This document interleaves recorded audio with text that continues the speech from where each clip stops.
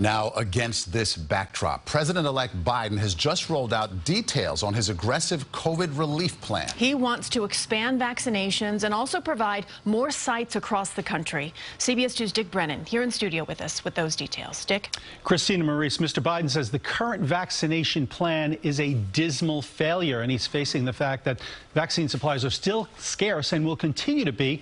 Today, he laid out a plan that includes ramping up vaccinations in pharmacies and in communities that don't always get top priority. We remain in a very dark winter. Infection rates are up 34%. President-elect Biden rolling out his vaccine plan.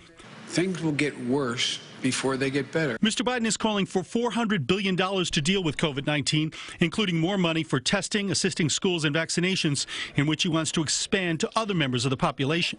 That includes anyone 65 years or older, a population that has accounted for over 80% of the deaths to date. We also have to continue vaccinating frontline essential workers like educators, first responders, grocery store workers, etc.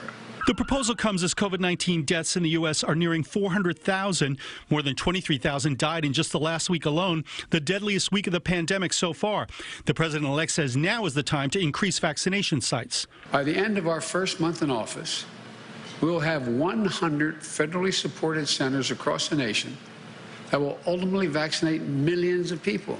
And while he hopes his administration can give 100 million shots in his first 100 days in office, he also wants to reach out to all communities. It's a critical piece to account for a tragic reality of the disproportionate impact this virus has had on Black, Latinos, and Native American people who are being infected about 4 times the rate of white Americans. Mr. Biden also called for increased mask wearing and blasted Republicans who didn't wear them when isolating during the Capitol siege. What the hell's the matter with them?